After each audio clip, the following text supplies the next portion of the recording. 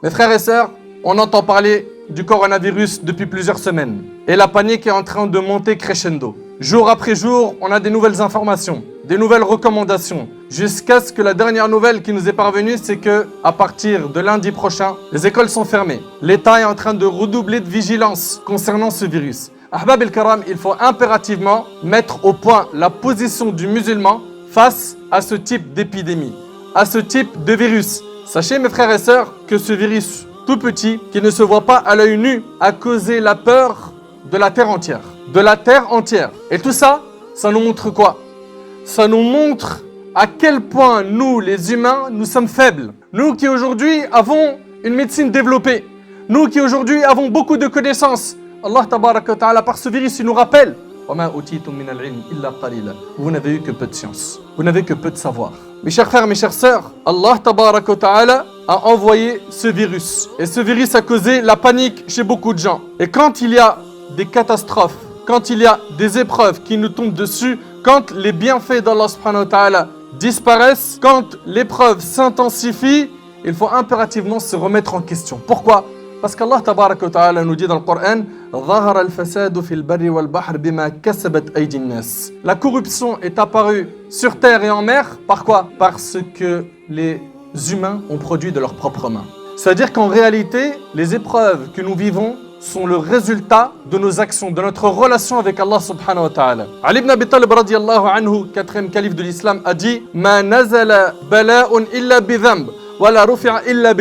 L'épreuve ne descend que par le péché et l'épreuve ne disparaît que par un repentir. À nous de revenir vers Allah subhanahu wa ta'ala. Que chacun d'entre nous se remette en question. Où j'en suis avec Allah subhanahu wa ta'ala? Est-ce que je me plie à tous ses ordres ou non? Est-ce que j'ai oublié Allah ou non? Est-ce que je me suis égaré dans les passions illicites ou non? L'épreuve ne descend que par le péché et ne disparaît que par le repentir. Mes frères ainsi que vous, mes sœurs, sachez qu'on a grandement besoin d'istighfar, de demande de pardon. De demande de pardon, car la demande de pardon peut faire disparaître les soucis, les épreuves que l'on vit. Allah tabaraka wa ta'ala nous a recommandé l'istighfar dans plusieurs versets. فَقُلْتُ اسْتَغْفِرُوا رَبَّكُمْ إِنَّهُ كَانَ غَفَّارًا يُرْسِلِ السَّمَاءَ عَلَيْكُمْ مِدْرَارًا وَيُمْدِدُكُمْ بِأَمْوَالٍ وَبَنِينَ Al-Aya. Allah subhanahu wa ta'ala il dit implorez le pardon de votre Seigneur. Il est grand pardonneur. Pourquoi? Pour qu'il fasse descendre des pluies abondantes des cieux. C'est-à-dire que quand il y a une sécheresse, l'istighfar ça fait descendre la pluie. Mais c'est pas tout. وَيُمْدِدُكُمْ بِأَمْوَالٍ وَبَنِينَ Il vous accorde des biens et des enfants. Tu n'as pas d'enfants jusqu'à maintenant? L'istighfar. Tu veux de l'argent, des biens? Tu veux plus de rizq? À l'istighfar. Tu veux que l'épreuve disparaisse? L'istighfar. Omar radiyallahu anhu il dit nous avions deux choses qui nous mettaient en sécurité du châtiment d'Allah. Une parmi ces choses est partie, c'est le prophète sallallahu alayhi wa sallam. Et la deuxième chose qui est restée, c'est l'istighfar. C'est le fait de demander pardon à Allah subhanahu wa ta'ala. Et Ali ibn Abi Talib radiyallahu anhu il a dit Al-ajabu mimman yahliku wa ma'ahu an-najah. Qui est étrange l'affaire d'une personne qui périt alors qu'il a la solution pour trouver le salut. Et on lui a dit wa ma hiya. Et quelle est cette solution? Comment est-ce qu'il peut trouver le salut? Il a dit al-istighfar, le fait de demander pardon à Allah subhanahu wa ta'ala. Il ne faut pas sous-estimer ces solutions. Il faut impérativement que vos cœurs soient sensibles à ces textes et les prendre au sérieux et les mettre en pratique. Al-istighfar, le fait de demander pardon à Allah subhanahu wa ta'ala. Notre bien-aimé Muhammad sallallahu alayhi wa sallam, il demandait pardon à Allah subhanahu wa ta'ala dans certaines versions 70 fois par jour et dans d'autres 100 fois. Mes frères et sœurs, prenez en compte 2 points pendant cette épreuve. 1, c'est qu'il faut impérativement prendre ses précautions et faire les causes. Al-akhdhu bil asbab. Faire les causes, ça veut dire quoi? Ne pas s'exposer aux endroits où il y a un danger. Ne pas aller dans un endroit où on sait qu'une personne est touchée du coronavirus. La personne qui est touchée de cette maladie, qu'elle ne sorte plus, car en sortant, elle va contaminer autrui. Donc il faut faire les causes pour neutraliser ce problème. À notre échelle, chacun d'entre nous, on a énormément de choses à faire et on va les évoquer. Déjà, 1, ne te rends pas dans un endroit où tu sais qu'il y a potentiellement ce danger. Les endroits où il y a beaucoup de monde. Les endroits où on sait qu'il y a le coronavirus. Deuxième point, c'est s'en remettre à Allah subhanahu wa ta'ala. On a pris nos précautions.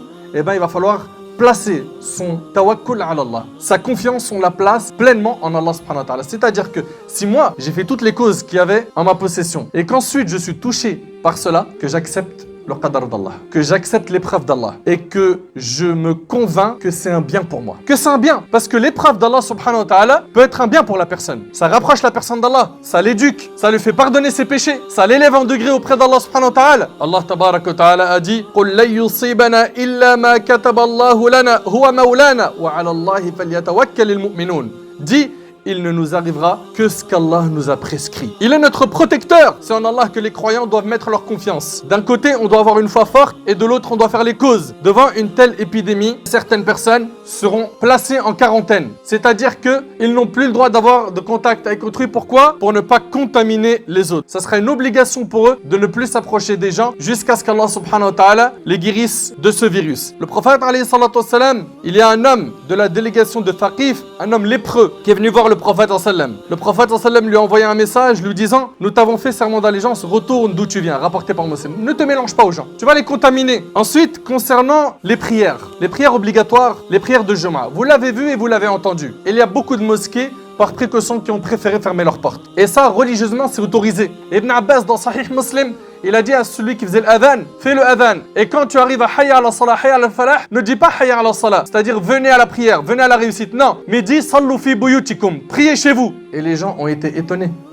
et ils ont renié ses propos. Et là, il leur a dit: vous êtes étonnés de ce que je suis en train de dire? Sachez que celui qui est meilleur que moi l'a déjà fait. Et il parlait ici du prophète sallallahu alayhi wa sallam. Pourquoi? Parce que c'était un temps de forte pluie et il y avait de la boue partout et c'était vraiment quelque chose qui mettait les musulmans dans la gêne. Donc si pour une forte pluie qui ne va pas porter atteinte à la vie d'une personne de manière générale, une forte pluie est une cause qui permet à la personne de ne pas prier le Jumu'ah et donc de prier chez lui 4 rak'at de dhuhr, qu'en est-il d'un endroit où il y a maintenant un danger potentiel, ce virus qui peut amener une personne à mourir? Vous vous imaginez un petit peu? Donc aujourd'hui, il y a certaines mosquées qui sont encore ouvertes, qui attendent l'évolution des choses. D'autres, par précaution, ont préféré fermer. Quoi qu'il en soit, vous suivez l'évolution des choses, des autorités, des spécialistes en la matière, et on évolue de cette manière-là. On ne s'expose pas au danger. Ahbab el-Karam, un point très important, c'est les invocations. Les invocations, lecture des 3 dernières sourates, Al-Ikhlas, Al-Falaq, Al-Nas, 3 fois le matin et le soir. Multipliez cela. Également, Bismillahilladhi la yadurru ma'asmihi shay'un fil ardi wa la fis sama' wa huwa as-sami'ul alim. 3 fois le matin, 3 fois le soir. Ça signifie au nom d'Allah, nul ne peut nuire en présence de son nom, ni sur terre, ni dans le ciel, et il est l'audient et l'omniscient. Également, A'udhu bi kalimatillahi tammati min sharri ma khalaq. C'est rapporté par Muslim. Celui qui dit ça, aucun mal ne le nuira. Je me mets sous la protection des paroles parfaites d'Allah contre le mal qu'il a créé. Également, La ilaha illa anta subhanak inni kuntu minadh zalimin. Point de divinité à part toi, pureté à toi. J'étais vraiment du nombre des injustes. Également, Allahumma inni a'udhu bika min zawali ni'matik wa tahawuli afiyatik wa fujaati niqmatika wa jami'i sakhatik. Oh Allah, je me réfugie auprès de toi contre la disparition de tes bienfaits, la dégradation de ma santé, la soudaineté de ton châtiment et contre tout ce qui causerait ta colère. Également, Allahumma inni a'udhu bika min al-baras wal junun wal judham wa min sayyi'il asqam. Oh Allah, je me réfugie auprès de toi contre la dépigmentation, la folie, la lèpre et les mauvaises maladies. Il y a également le dhikr. Yunus alayhi salam qui s'est retrouvé dans le ventre du poisson. Allah subhanahu wa ta'ala il dit falawla annahu kana min al-musabbihin. C'est parce qu'il était du nombre de ceux qui faisaient tasbih et glorifiaient Allah. La labitha fi batnihi ila yawmi yub'athun. Il serait resté dans le ventre du poisson jusqu'au jour du jugement. Également qunut an-nawazil, le fait de faire le qunut, les du'a en groupe. Pourquoi?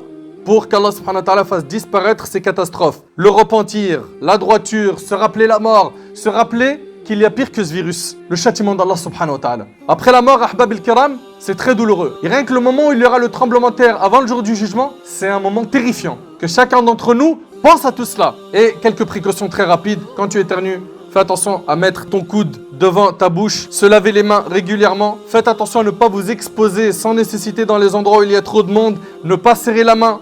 Évitez les contacts physiques en cas de symptômes d'état grippal. Quand vous avez une fièvre ou que vous commencez à trop tousser, n'allez pas à l'hôpital, il est possible que vous contaminez quelqu'un. Appelez le 15. Appelez, demandez qu'est-ce que je dois faire. N'allez pas contaminer les autres. Évitez de visiter les personnes âgées sans nécessité. S'il y a une nécessité, allez-y. Et continuez à invoquer Allah subhanahu wa ta'ala, car Allah tabarak wa ta'ala, lui qui a fait descendre cette épreuve, c'est lui azza wa jal seul qui la fera disparaître. Allahumma arfa' anna hadha al-bala. Allahumma ya rabbi nas'aluka al-'afwa wal-'afiya fi dinina wa dunyana. Allahumma ihfazna min kulli shar. Allahumma inna nas'aluka an tasturna fawqa al-ard wa tahta al-ard wa yawm al-'ard 'alayk. Allahumma jannibna al-fitan ma dhahara minha wa ma batan. Allahumma arina al-haqqa haqqan warzuqna ittiba'ahu wa arina al-batila batila warzuqna ijtinabah.